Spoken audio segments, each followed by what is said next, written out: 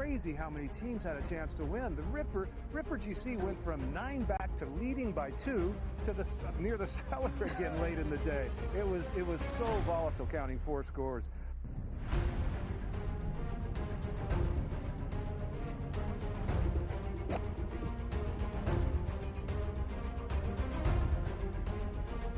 It was pretty nuts, but you know, the cliques have been cellar dwellers for basically 2.5 seasons, and they come out victorious today. That's awesome. Be the summer of the cliques, definitely. So, like I said, there's definitely more to come from us. It was a magnificent ball striking performance. Yeah, you know, I got to speak to someone in his camp before he teed off this morning, and they said to me that he is finally feeling extremely comfortable out here. He's not thinking about any swing thought. He's going out there, he's swinging so freely, and it certainly showed today.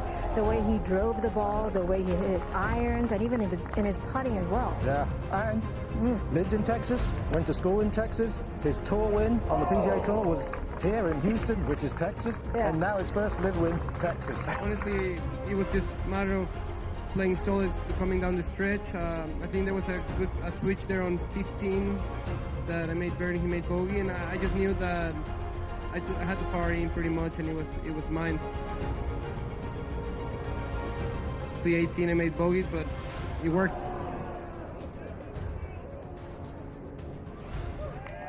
He played unbelievable, and he put pressure all the way to the end, and it was a good battle.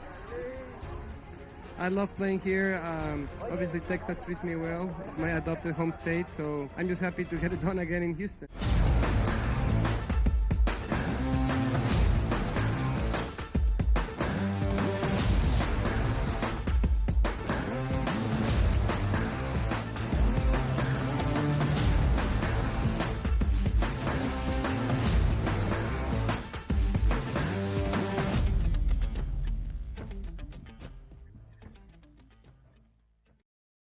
Hello and welcome to a Wednesday Live right here on the Early Line on SportsGrid and all across the SportsGrid network. That includes sportsgrid.com/watch, where you can find your favorite destination to consume everything all across the grid. He is Donnie Rightside. I am Ben Stevens. We are here together for the next 3 hours up until 11 a.m. Eastern Time. A Wednesday where the Stanley Cup Final continues. Welcome to the party, Connor McDavid and the Edmonton Oilers. They stave off elimination for a second consecutive game. We will break down what happened last night in Sunrise, where the Panthers were trying to win Lord Stanley's Cup in front of the home faithful, but Edmonton had other ideas. A huge day around Major League Baseball, and some sad news to share as well in a historic week at Rick Wood Field in Birmingham. A lot to get to here, DRS, over these next 3 hours, live on this Wednesday edition of the Early Line.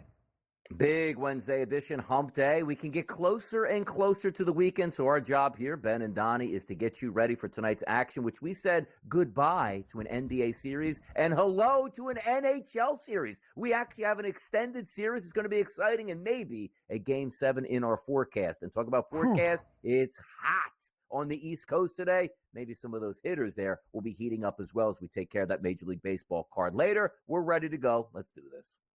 Can we see some offense? Can we see some ribby props come to the window on this Wednesday? And Donnie, on Friday, when we were here last week on the Early Line, we asked to fade the public poll with both the NBA Finals, with the Celtics holding a 3-0 series advantage, and the Stanley Cup Final with the Panthers up 3-0 come to a close over the weekend. Both series ending in a sweep. The public resoundingly said yes. Well, Boston still made pretty quick work of Dallas in only 5 games. The odds expected Florida to do the same last night, but the odds makers and the public incorrect. The Panthers, as a home ice favorite at -154, get upset by Edmonton. 5-3 the final. The Oilers victorious in game number 5. We will head back from the southernmost place in the National Hockey League to the northernmost place. To Alberta we go for game 6. And after being held scoreless in terms of finding the back of the net in the first 3 games of the Cup Final,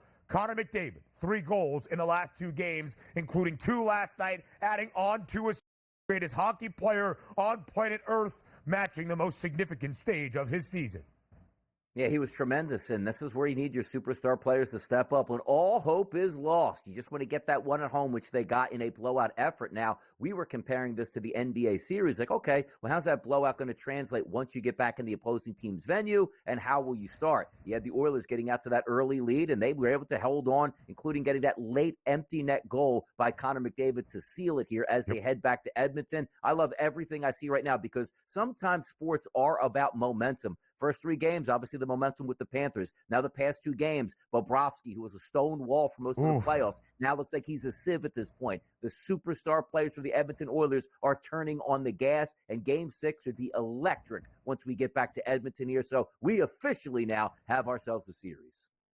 The man known as Bob, Sergei Bobrovsky, who pitched a clean sheet in the opening game of the Stanley Cup Final, has now allowed 9 goals in the past 2 games. Edmonton for game number 6, which happens not until Friday evening because it's a long bit of travel. The Oilers, a home ice favorite and a very difficult place to win, as the Donnie Draisaitl house knows well. That's Rogers Place up there in Edmonton, Alberta. Now we change our tune.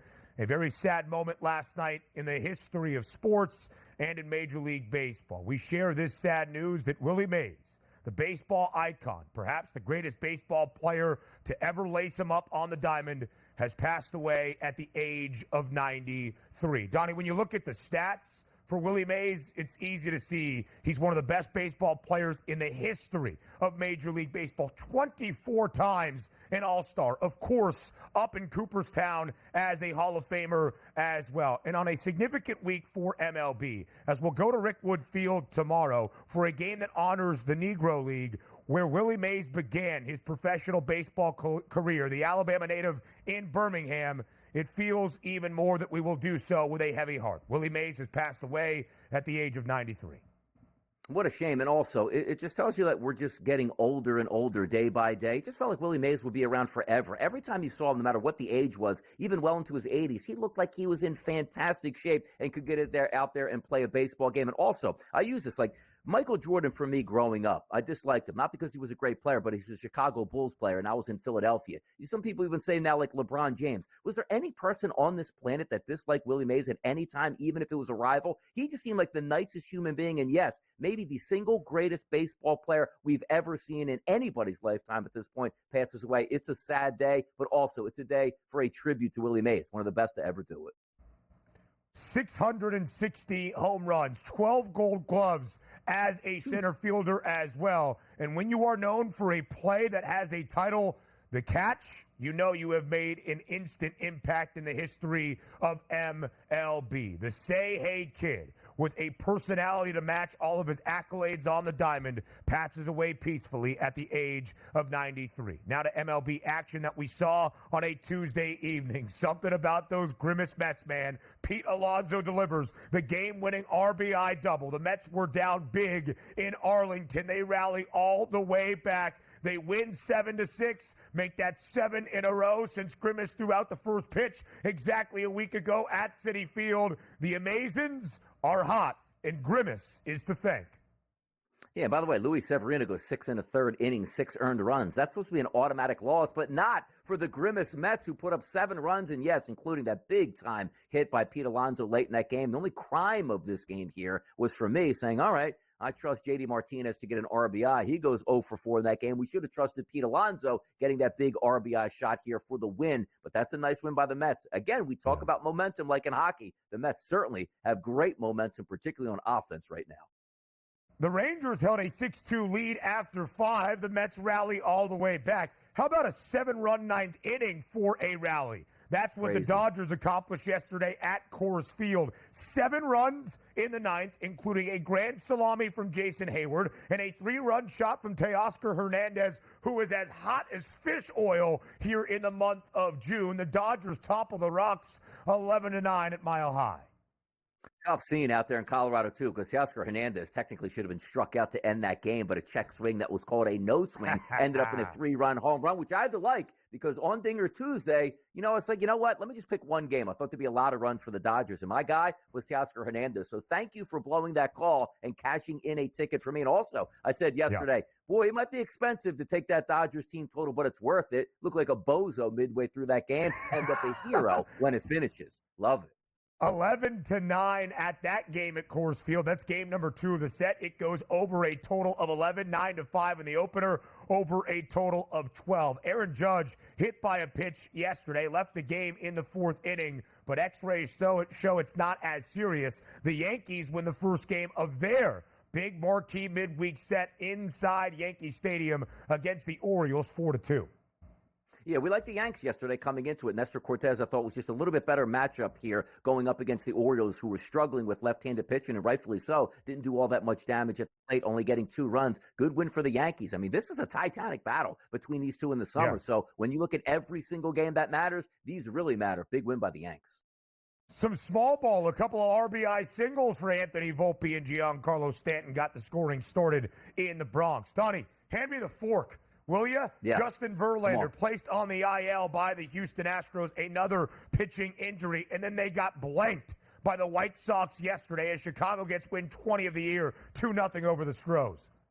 Yeah, how about Cannon going out there dominating yesterday? 8 2/3 innings, 7 hits, no earned runs, only 4 Ks, doing some damage with 106 pitches. You're right. The fork is out here, and we're ready to eat on those Houston Astros. Only one game in Omaha yesterday due to weather, but Florida State eliminates North Carolina in a high-scoring affair, as we told you, 9-5. More on the Diamond up next.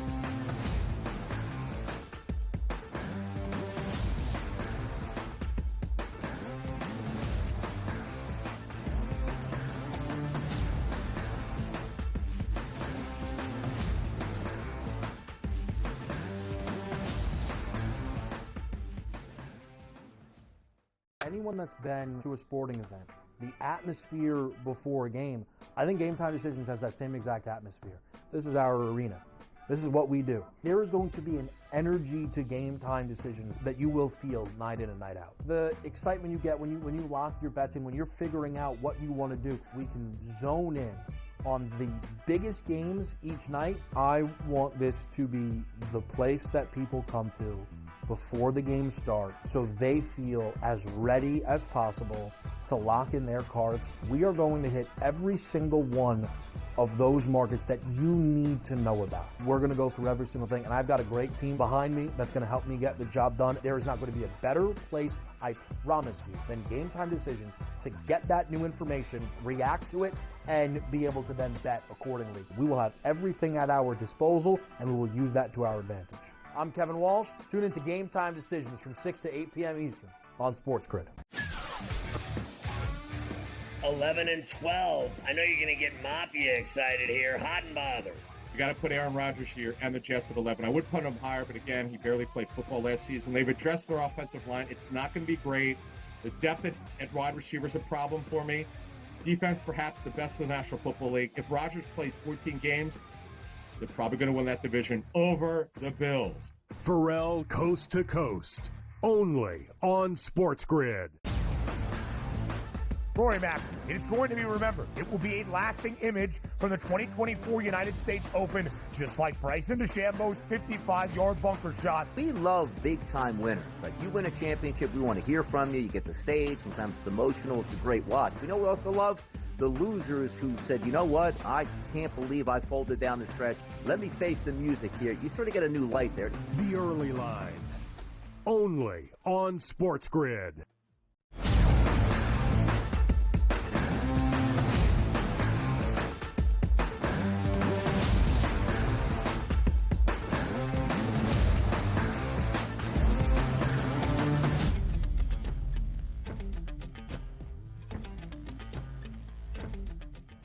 A marquee matchup this week between the two top teams in the American League up in the Bronx inside Yankee Stadium. The two top teams not only in the AL, but both housed in the same division in the American League East. It's the Yankees hosting the Orioles, and in game number one, after what we have seen from New York as of late, power on display. Aaron Judge, Giancarlo Stanton, everybody for the Yanks. Yesterday, a little bit more small ball. 4-2 the victory for the Pinstripes in the opener against the O's. And they get some good news after the win. Aaron Judge hit by a pitch in the third inning, was lifted from the game in the fourth, had an MRI and a CT scan that did not show any serious damage. He is not expected to miss a lot of time. And on a day, Donnie, following the Yankees win 4-2 in the opener, that Garrett Cole makes his season debut on this Wednesday evening up in the Bronx. They're only hoping for good injury news there inside Yankee Stadium. Yeah, and Rice got called up there for that injury also to Rizzo. He goes 1 for 4, so he gets his first base hit of his major league career. We'll see how he does here, or whether the Yankees go out and make a move to replace Anthony Rizzo. But also talking about his statistics yesterday when we had Craig Mish on, Rizzo hasn't been all that good this year, so that's not a devastating loss. I'll tell you what would have been if Aaron Judge, just like Mookie Betts, got hit with a fastball, was going to miss 4 to 6 weeks here. That would have been terrible for the Yankees, but hopefully crisis averted and will be back into that lineup. But we talked about this game yesterday overall. Nestor Cortez is a quirky pitcher, a lefty that sometimes changes up his rhythm of his pitching here, which can give you some problems. He goes 6 innings pitched, 5 hits and no earned runs yesterday. That's a spectacular start. We thought that might be the case because of how the Baltimore Orioles were struggling over the past 30 days against left-handed pitching. Now, do we think that he would pitch a shutout over 6 innings? Probably not, but that's a good win for the Yankees. An expected one for me, and every one of these wins, it feels like a double win when you're taking down the Orioles. Now, it's up to the Orioles to come back, but as you stated, maybe the biggest game of the Yankees season is today. Look, they got 51 wins, but Garrett Cole comes back to the mound. If he's really good tonight, that bandwagon is really going to fill up. A lot of day baseball on this Wednesday. The Yankees booked as a hefty home favorite tonight in the Bronx during primetime, -172 for Garrett Cole, the reigning American League Cy Young Award winner, getting his first start out of the season. He was great in his rehab stints in the minors. Too bad on the other side, he's got to go up against Cade Povich of the Nebraska Cornhuskers and now the Baltimore Orioles. The Yankees now in the month of June, 11-5. They entered this series on a slight slide just in the context of this great season. They were the only team entering yesterday with 50 wins. That's still where they stand now with 51. But they had dropped 3 of their last 4 entering this series. A victory yesterday. The O's now 11-6 in the month of June. 8 of their last 11 victories still for Baltimore. You see the records there. 51-24 for the New York Yankees, 47-25 for the Baltimore Orioles. You called it a double win.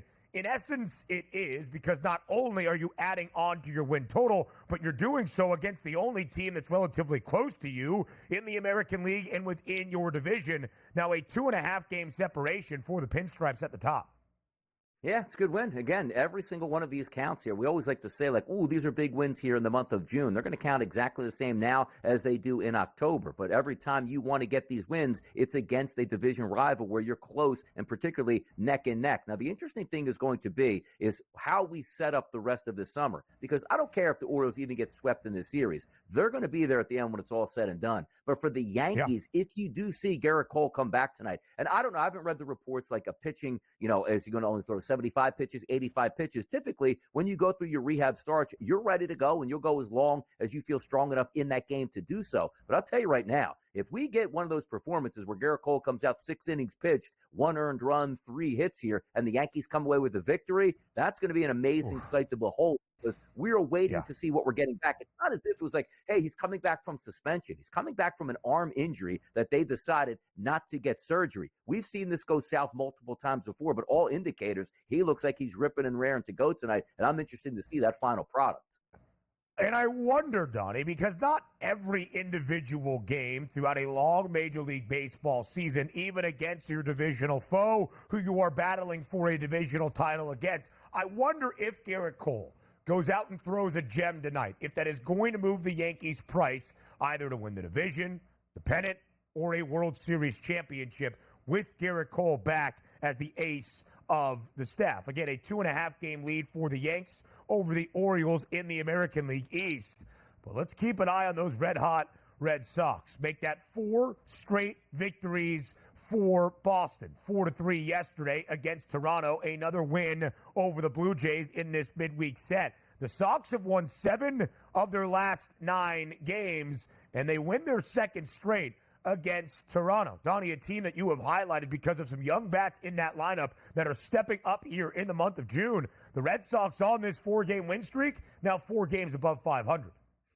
Yeah, I'm enjoying it. And by the way, another 12 hits there for the Boston Red Sox coming out strong. They have a lot of players that are not household names that, quite frankly, the way the Red Sox are playing could be household names throughout the summer and maybe into the playoffs. Just a couple weeks ago, Red Sox dead and buried, last place in the division, now playing well and also getting some pretty good pitching. Houck is their best pitcher right now on the staff. 5 2/3 innings, 2 earned runs on the road. We also told you how good Bassett has been on the season. 6 innings pitched and 2 earned runs. So basically the Red Sox end up holding on in this game. And also talking about this yesterday from perspective, I really like Boston's lineup, and I do like Toronto's lineup. I thought it was an under game, and that line around 8 to 7.5, depending where you're shopping, it got that it closed, still stayed under the total, which we thought, and also the Red Sox coming away with the victory. I like what I see out of Boston. Now, granted, Boston has made some interesting moves, Ben, over the past couple years, saying we just can't afford guys like Mookie Betts and Xander Bogaerts, which is kind of crazy when you sit back and think about it. They need to spend some money at the deadline because I like what I see out of this team. They just need a little bit more help throughout the rest of the summer months. I mean, they're young guys yesterday. Tyler O'Neill, only 28 years old. He had 2 home runs in the opener against Toronto. He hits his 3rd in 2 games in a rally in the 8th for the Red Sox. That tied it. And then Cedar Rafaela, the young shortstop for the Red Sox, the game-winning RBI as well, 4-3. 15 starts this year, by the way, for Tanner Houck, who has been sensational for Boston. Yesterday was just the 3rd where he didn't register a win or a loss, earning a decision, but he's still 7-5 this year with an ERA just over 2. More around Major League Baseball. That comes your way up next, live right here on the Early Line.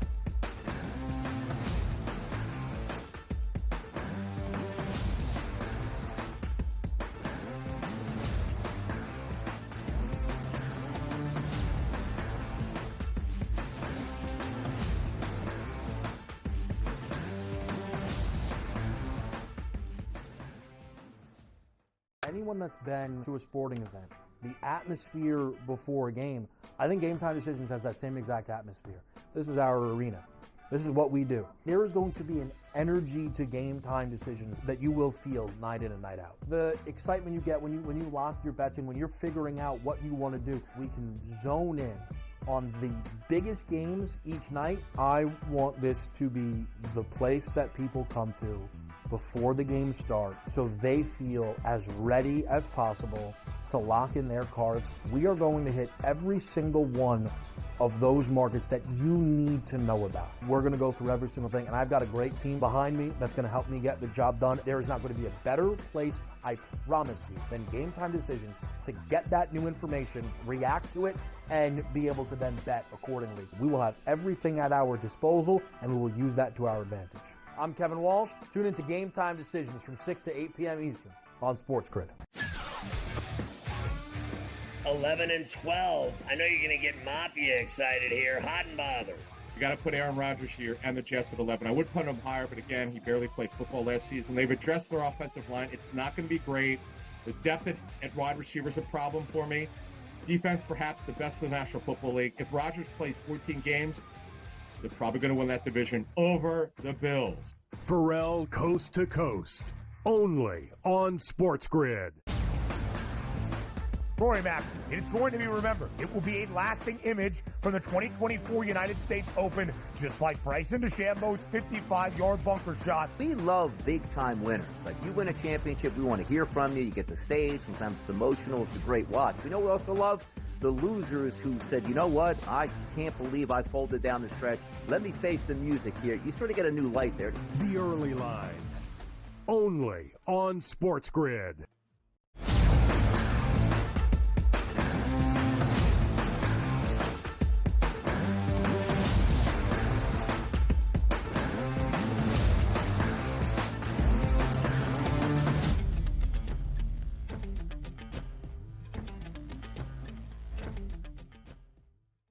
One day you will tell your grandkids about what is happening here in early June in Major League Baseball with the New York Mets. One day you will tell your grandkids about what happened after Grimace threw out the first pitch at Citi Field exactly a week ago in Queens. Because since that point of Grimace throwing out the first pitch, the New York Mets have not lost a single game. Make that a perfect 7-0. 7 wins in a row for the Mets after the Grimace first pitch. The Grimace Mets are rolling. And even yesterday, Donnie, as a road favorite in Arlington against the reigning World Series champs, it seemed like it might come to a close. Down by 4 runs, 6-2 to the Rangers after 5 innings.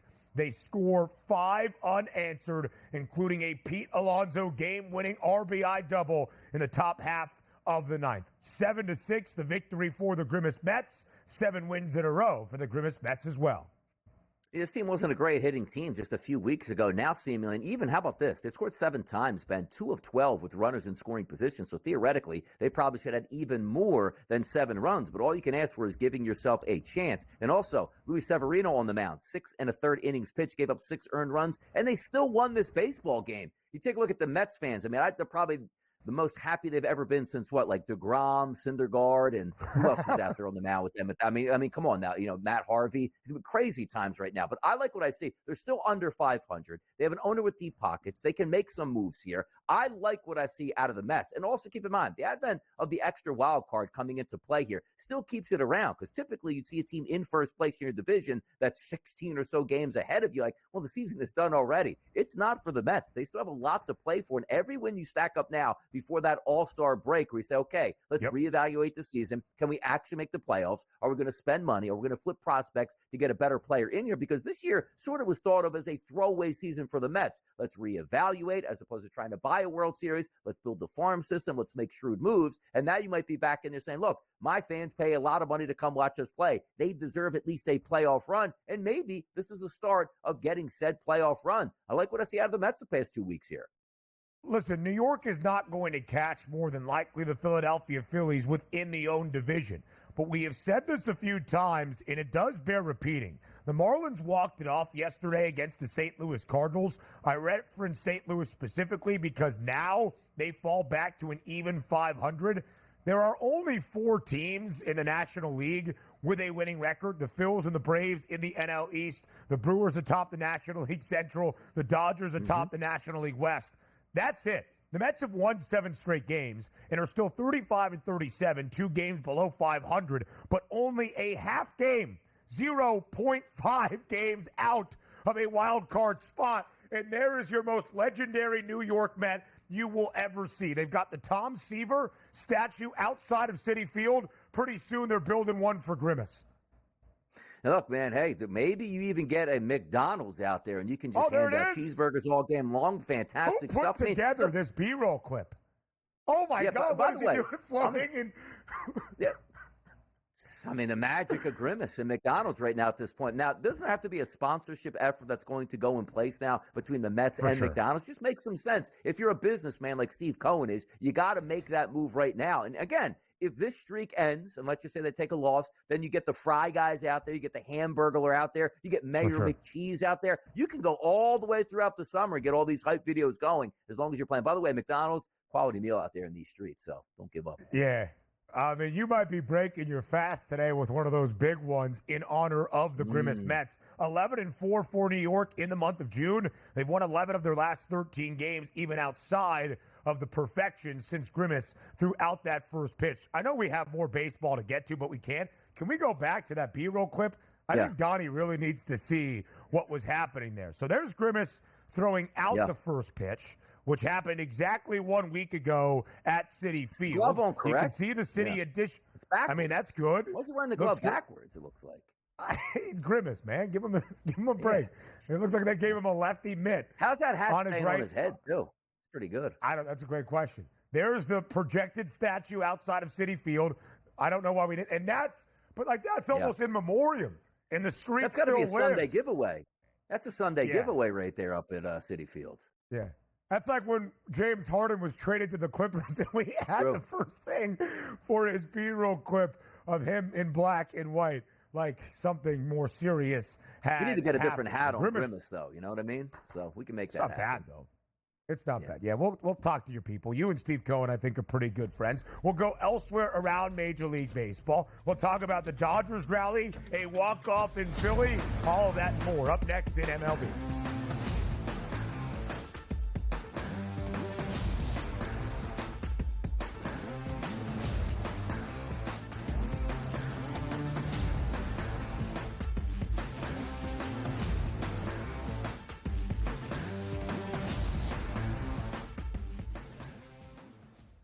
Anyone that's been to a sporting event, the atmosphere before a game, I think Game Time Decisions has that same exact atmosphere.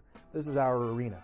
This is what we do. There is going to be an energy to Game Time Decisions that you will feel night in and night out. The excitement you get when you lock your bets and when you're figuring out what you want to do, we can zone in on the biggest games each night. I want this to be the place that people come to before the game starts so they feel as ready as possible to lock in their cards. We are going to hit every single one of those markets that you need to know about. We're going to go through every single thing, and I've got a great team behind me that's going to help me get the job done. There is not going to be a better place, I promise you, than Game Time Decisions to get that new information, react to it, and be able to then bet accordingly. We will have everything at our disposal, and we will use that to our advantage.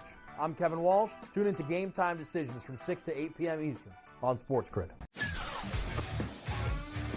11 and 12. I know you're going to get Mafia excited here. Hot and bothered. You got to put Aaron Rodgers here and the Jets at 11. I would put him higher, but again, he barely played football last season. They've addressed their offensive line. It's not going to be great. The depth at wide receiver is a problem for me. Defense, perhaps the best in the National Football League. If Rodgers plays 14 games, they're probably going to win that division over the Bills. Pharrell Coast to Coast, only on SportsGrid.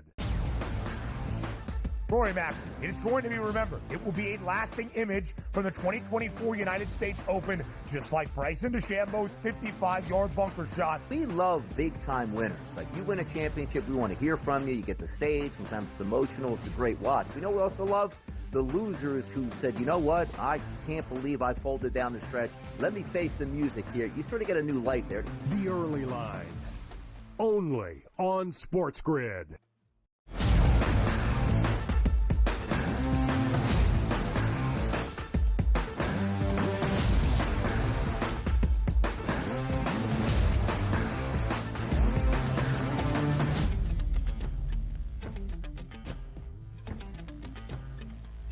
We go all around Major League Baseball from a full Tuesday card, live right here on a Wednesday on the Early Line. Pretty much a baseball show for the next few months over the summer, of course, with a sampling of the WNBA and the Stanley Cup Final, as long as it lasts. And yesterday, what a rally it was in Denver, inside Coors Field. The Dodgers using some altitude in their ninth inning rally. 7 runs scored in the final inning. The Dodgers come all the way back to win 11-9 over the Rockies. A Jason Hayward grand slam got the fun started in the ninth for LA, followed by a Teoscar Hernandez winning 3-run shot. The Dodgers victorious 11-9 over the Rocks.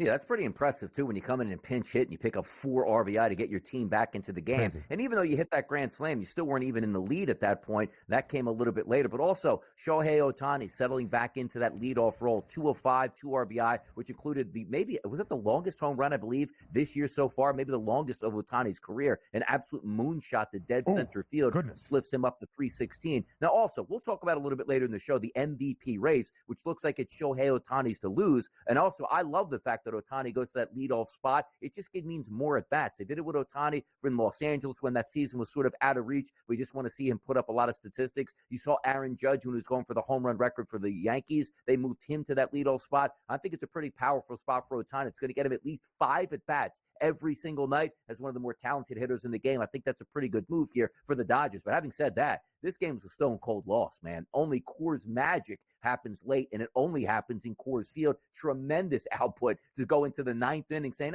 you know what? Yeah. Just get a couple base hits and get out of here, to score 7 runs and win that baseball game. And it is rare, too. 11 runs on only 9 hits. Why? Because guys are nuking 3-run bombs and grand slams out there in Coors. It's never over in Coors. And as a handicapper for a long time, that's a tough loss here if you back the Rockies at a decent price against the Dodgers. And the Dodgers were a minus 190 road money line favorite, as you would expect. Ooh, Walker man. Buehler on the bump.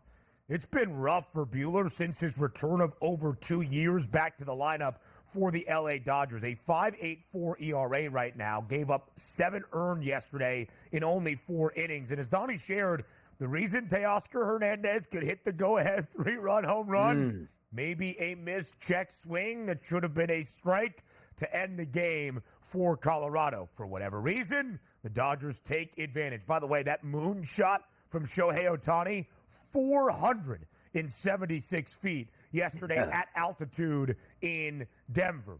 Nick Castellanos, he's got a flair for the dramatic. A walk-off ground rule RBI double for the Philadelphia Phillies as the Phils take their second straight game in this midweek series against the San Diego Padres 4-3. They won the opener 9-2 on Monday night. The walk-off for Castellanos yesterday and Philadelphia, a 4-3 win.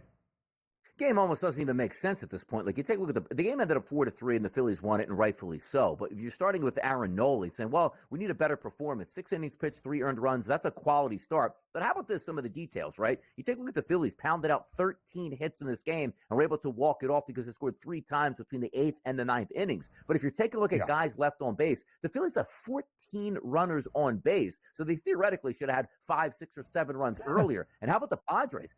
1 of 2 runners in scoring position. They left 1 man on base, so they barely had any traffic last night, and yet it looked like they were going to win that baseball game 3-1. Great comeback by the Phillies, and anything that you can get out of Nick Castellanos to sort of boost up his, all right, I think I can welcome myself into the 2024 season. He went 4 of 5 yesterday. Like, wow, what's his batting average? That only raised it to 219, which shows you how bad he's been. But over the last week, he's had a lot of clutch base hits late in ball games where they need something out of him. Hopefully, this starts that kickstart to get him up around 250, 260, 270 by the time the season ends. Because if you do remember, in the playoffs, red hot as a pistol to open it up, ice cold against the Arizona Diamondbacks to close it down. He's one of those streaky hitters for sure. You know what the social media memes and jokes are about Nick Castellanos when something sad happens? Castellanos thrives. The news of Willie Mays passing came down last night, and only a few moments later did Castellanos hit the ground rule double and the game-winning RBI walk-off for Philadelphia. By the way, the month of June for Kyle Schwarber, yet another home run to start the rally in the 8th. Yesterday, 3 home runs in the past 2 games against San Diego, 6 in this month alone, 17 this year in MLB. Meanwhile, the Padres, 5-game skid, just 6-11 in June. An interesting matchup this week in Cleveland between the Guardians and the Mariners, the 2 other teams that are atop their division in the American League. The Guardians in the AL Central, Seattle in the American League West. The M's continue to be the only team with a winning record in the American League West, and Seattle continues to win baseball games. Victory yesterday in their opener in the land against the Guardians, 8-5. Big game for J.P. Crawford, a couple of RBIs. Seattle DRS, they've won 4 in a row, and they've also won 8 of their last 9, 8-5 the victory over Cleveland. Yeah, I'm sort of changing my opinion here over the past couple weeks on the Mariners, where I just thought it was like, okay, eventually somebody like Texas is going to overtake them, because I didn't think the Mariners were all that good. Do I think they're great right now? No, but they're playing quality baseball, getting good starts out of their pitchers and getting some timely hitting. Like, you bring up J.P. Crawford, 3 RBI yesterday, which includes a home run. His name has been popping up in the highlights over the past week and a half, but also he's still been batting .208 as a leadoff hitter. But we broke this game down yesterday, and it was pretty simple. You're taking a look at really a coin flip game where you just take the plus money, which Seattle was, but also the pitcher on the mound, Tristan McKenzie, one of those high xFIP minus guys, only last 2 1/3 innings pitched, 4 earned runs and 4 walks. Just letting you know he was all over the place and giving everything up. That's a good win for the Seattle Mariners. I'm not out. Look, the Guardians are going to win that division. The question is going to be for me, not the Guardians, but what is Seattle Seattle really made of? Because nobody, it looks like, is going to be able to give them a charge out there in the West. And I just want to see how they progress through the summer. And also, sometimes we talk about the Yankees, which I brought up yesterday. You're in a close race with the Baltimore Orioles. If you were 7.5 or 8.5 games up, Brian Cashman's like, hey, we're cool right now. We'll let things settle in. We don't have to make any moves. What did the Seattle Mariners do with the deadline? Is it like, okay, we're going to make the playoffs and win this division. We seem like a solid team. Or do they make moves to get extra players, pitchers, and hitters on that ball club? I like what I see out of the Mariners, and I wasn't all that impressed about a month ago. The M's win as an underdog in the land. Seattle now has the largest divisional lead in the Bigs. 10 games above both the Astros and the Rangers, who are both 7 games below 500 right now. 4.5 game advantage for the Guardians atop the American League Central in front of the Twins. But Minnesota, who has been a streaky team this year, continues to be. 6 victories in a row for the Twins, including yesterday, 7-6 against the Rays. Carlos Santana, walk-off RBI single in the home half of the ninth for Minnesota. That's 6 victories in a row. They were booked as a minus 188 home money line favorite. Yeah, and it's the opposite side of the spectrum, right? You take a look at the Twins with a good season so far, and we probably expected them to be around this range. But Tampa Bay, 34-39, maybe in the toughest division in baseball. Things just aren't working out in their favor. Savali goes yesterday, 3 2/3 innings pitched, 4 earned runs. That's not good enough. And even like Pablo Lopez, struggling for the Minnesota Twins this year. He was much better last year. Do you know his ERA, Ben, is approaching 6 right now? But yet he goes 4 innings pitched, 5 earned runs yesterday, and the Twins still win. They need Lopez to really snap out of this, because if he's that front end of the rotation stud, you can't be pitching around a 6 ERA and hang around Major League Baseball and help your team.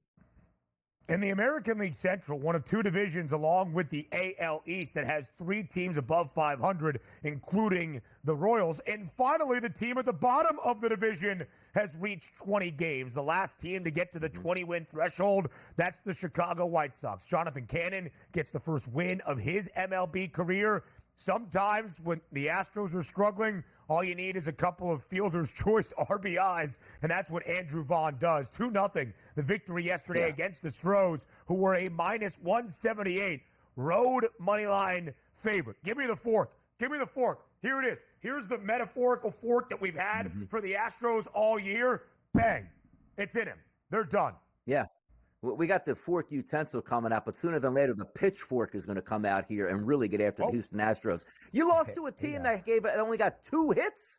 2 hits? Come on now, Houston. I mean, things aren't going correctly. 0 for 4 for Altuve. It's a wrap, Houston. It's a wrap. Puck talk around the Stanley Cup Final. Up next.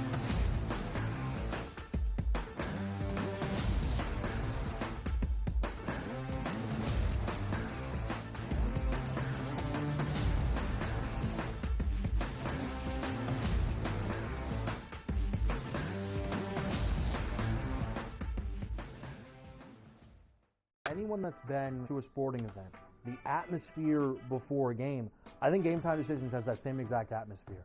This is our arena. This is what we do. There is going to be an energy to Game Time Decisions that you will feel night in and night out. The excitement you get when you lock your bets in, when you're figuring out what you want to do, we can zone in on the biggest games each night. I want this to be the place that people come to before the games start, so they feel as ready as possible to lock in their cards. We are going to hit every single one of those markets that you need to know about. We're going to go through every single thing, and I've got a great team behind me that's going to help me get the job done. There is not going to be a better place, I promise you, than Game Time Decisions to get that new information, react to it, and be able to then bet accordingly. We will have everything at our disposal, and we will use that to our advantage. I'm Kevin Walsh. Tune into Game Time Decisions from 6 to 8 p.m. Eastern on SportsGrid. 11-12. I know you're going to get Mafia excited here. Hot and bothered. You got to put Aaron Rodgers here and the Jets at 11. I would put him higher, but again, he barely played football last season. They've addressed their offensive line. It's not going to be great. The depth at wide receiver is a problem for me. Defense, perhaps the best in the National Football League. If Rodgers plays 14 games, they're probably going to win that division over the Bills. Pharrell Coast to Coast, only on SportsGrid. Rory Mac, it is going to be remembered. It will be a lasting image from the 2024 United States Open, just like Bryson DeChambeau's 55-yard bunker shot. We love big-time winners. Like, you win a championship, we want to hear from you. You get the stage. Sometimes it's emotional. It's a great watch. We know we also love the losers who said, you know what, I just can't believe I folded down the stretch. Let me face the music here. You sort of get a new light there. The Early Line, only on SportsGrid.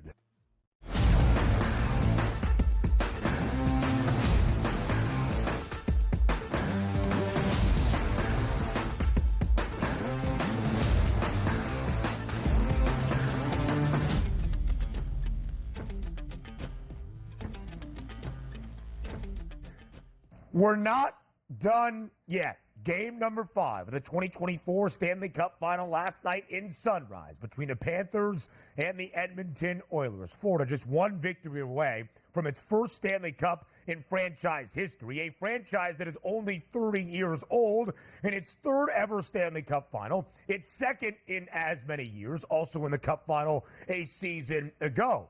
And Florida had a 3-0 series advantage. They still have a lead in the Stanley Cup Final, but only by a game, as Edmonton, after winning 8-1 in game number 4, continues the momentum down in South Florida. 5-3 the victory for the Oilers over the Panthers. They win as a plus 130 road ice underdog yesterday in Sunrise. And we'll talk about Connor McDavid in just a moment. But now we've got ourselves a series in the Cup Final. Yeah, it's fantastic to watch because sometimes all we expect are, you know what, go out there, give a good effort. We'll see where it ends. 4 games, 5, 6, or 7. When fans of betting it and content purposes as well, we love to see this get extended because it adds to the intrigue. There would be no more intrigue for us, Ben. If we get a 3-0 series lead, which we got out of the Panthers, and they close out in 4, hey, look, dominant team, it is what it is. But can you imagine a 3-0 series lead turns into a 3-3 with all that pressure on the Florida Panthers back at home when they know they had a chance to close the door in game number 5? Because you know what you had. Same thing in Boston, right?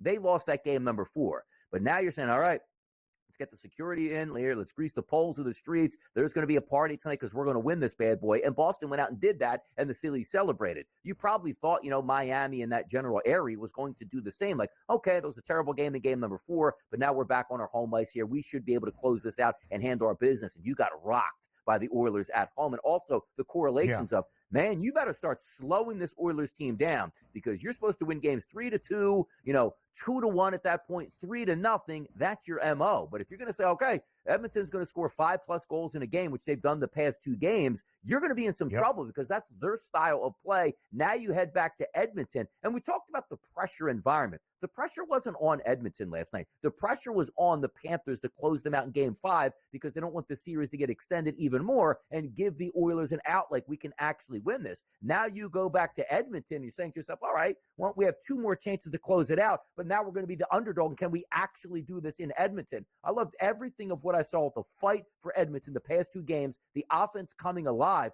This is a real shot to go 7 games here, and I'm all for that. And not only did Connor McDavid step up in Game 4 and once again last night in Game 5, Zach Hyman, who has actually been the leading goal scorer for the Oilers throughout this postseason run, finds his first goal of the Stanley Cup Final last night in Game number 5. To Donnie's point, part of the reason we thought this series was over, not only with Florida having a 3-0 series advantage, was the first 2 games in Sunrise. The Panthers won by 3 goals in each. 3-0 as Sergei Bobrovsky blanked Edmonton in game 1, 4-1 in dominant fashion in game number 2, 4-3 in game 3 up in Edmonton. Both of the first 2 games in Sunrise under. From that point on, we have seen 3 straight overs. Both of the games in Edmonton and both of the victories for the Oilers in this Stanley Cup Final. They had 8 goals on Saturday night. Connor McDavid had one of those 8 and assisted on 3 more. Last night, including an empty netter, 2 goals for McDavid. Some ridiculous stuff in terms of how he was slicing through Florida's defense in 2 more dimes. The first player in Stanley Cup Final history to have back-to-back games of 4 or more points. The greatest hockey player on planet Earth in the most significant stage of his season, and of his career into the Cup Final for the first time in his NHL career, has now matched those expectations these past 2 games.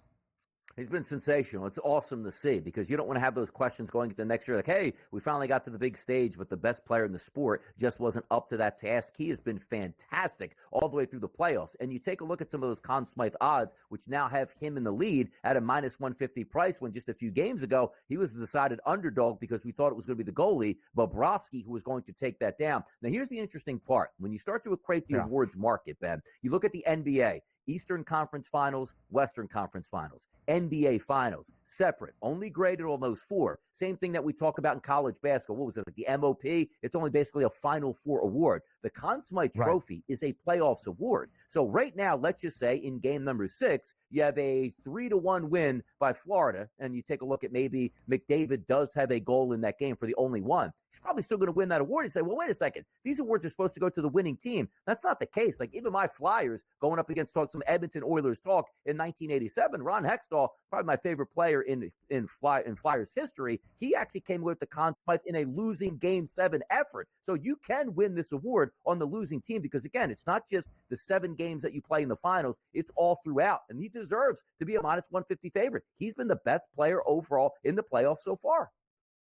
Yeah, and you look, DRS, I was looking at something that I saw on ESPN a day ago. They say the only skater that has captured the Conn Smythe in a losing effort, Reggie Leach of your Flyers back in 1976. So I was doing similar research. Maybe there's been more, but your point is sound. It is a skater. Got it. Goalie. Anyway, in a playoff, though, throughout it, the Conn Smythe is the entirety of the postseason. Of course, reaching the Cup Final is important for individual success to have more opportunities to do something as such. Connor McDavid could make history here as the second only skater on the ice to win the Conn Smythe, even in a losing effort, because still the Oilers would have to win 2 more games. The reverse sweep after Florida held a 3-0 series advantage.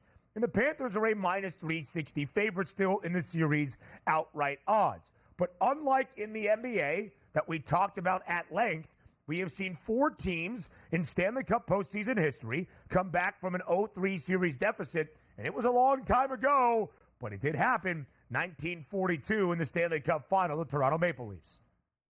Yeah, look, it's few and far between, as we said, and there's a lot of gas just to try to get that season, that series even. And also keep in mind, the end-all be-all game is game number 7. That's going to be in Florida, so it'll be tough. But still, Edmonton still has to get through game 6. I know we're looking forward to game 7 already. Let's see what happens there. But we got a series, and it's been a lot of fun the past couple nights with a lot of goal scoring. And we have game number 6 back in Edmonton on Friday night. The Oilers, a slight home ice favorite. More on the early line up next.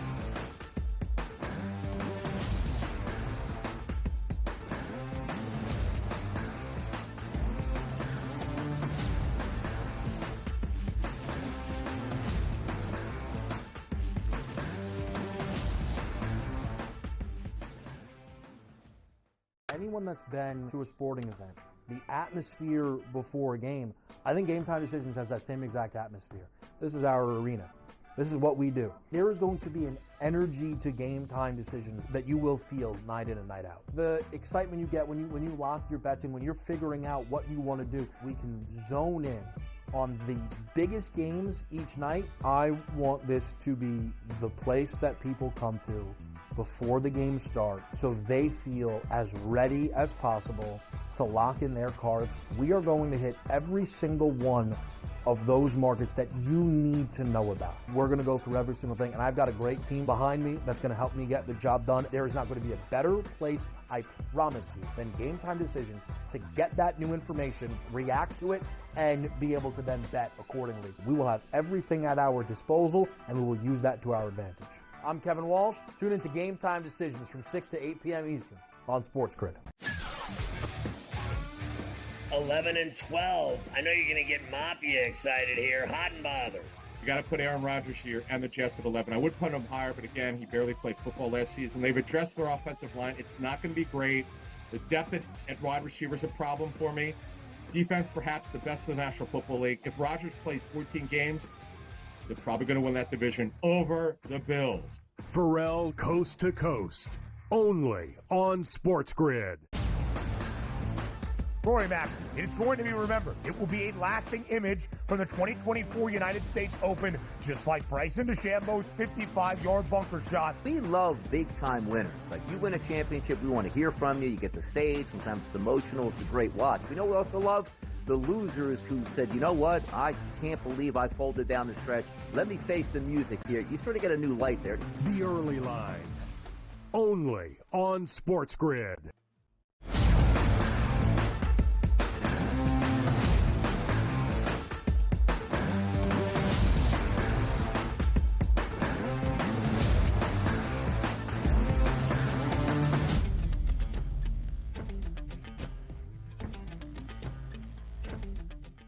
A college baseball breakdown from only a single elimination game yesterday in Omaha, Nebraska. The nightcap was postponed due to weather, but we will talk about it in just a little bit.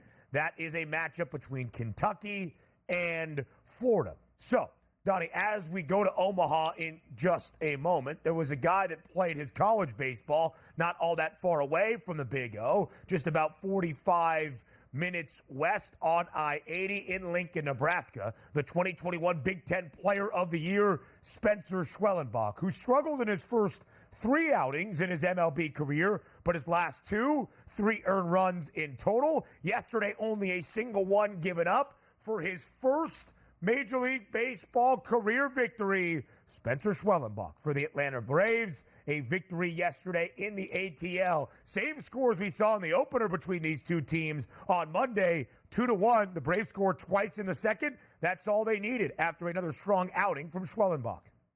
Actually, the Braves scored twice in the first and then sat around for the next 7.5 to 8 innings at that point and didn't score again. 2-1 final. This is your new look Braves here. You're going to play uninspiring offensive baseball and get some crafty pitching when you need it. And Schwellenbach, who you're right, came in with a couple shaky starts. You know what the perfect tonic for that is? Go up against Detroit, who basically is Matt Vierling and Riley Green, and nobody else in that lineup can do any damage. They get a 2-1 victory. This is how they're going to have to win games. Certainly a shift from what we've seen the past couple seasons where the Braves would play 6 runs and tell you, come try and catch us here. That's not the case. They need great pitching performances on a night-to-night basis, but it feels like, Ben, they get that more than not. Yeah. So that's what happens for the game yesterday in Atlanta between the Braves and the Tigers. Now to Omaha at the Men's College World Series. There were 2 elimination games scheduled for yesterday, but one was postponed due to the weather in the All-SEC battle between Kentucky and Florida. In the All-ACC affair, in the opening game of the day, elimination on the line, trying to keep their seasons afloat. That was Florida State and North Carolina. And FSU is victorious. 9-5 the victory over the Tar Heels. They were booked as a -132 money line favorite. And Donnie, my best bet yesterday was going against the trend that I tried to highlight entering the opening weekend in the Big O at the CWS. Unders in a bigger ballpark. 7 of the first 8 games under. Yesterday, elimination game. All hands on deck trying to keep their season and their stay in Omaha alive. And I said, no. We're going to see some offense. Total worked against me. I said over 10.5. It drops to 9.5 before first pitch yesterday at 2 p.m. Eastern time, and they still go over 14 combined runs between the Noles and the Heels. 24 hits as well. That's a pretty good game out of it, but 2 teams that obviously know each other well from being in the ACC. But again, Ben, the question remains here in Omaha. Why do we only have – now tell me why we only had 1 game yesterday. Can you make this more clear? Like, why was Kentucky and Florida postponed? It was because of weather. In Omaha, Nebraska, so now, they have a lot of storms and such. Yeah, go ahead. Hear me out. You play in LA, we're not worried about weather. You play this in Miami, they got a dome just in case of weather. Oh, we're not worried about weather in Miami? We're not worried about storms in southern Florida in the month of June? They got a dome. Craig Mitchell come in and confirm that Miami plays in a dome. They're going to play at the Marlins ballpark and kick them out for 10 days. Sold out. And it would be sold out. Miami can't even sell at a home football game.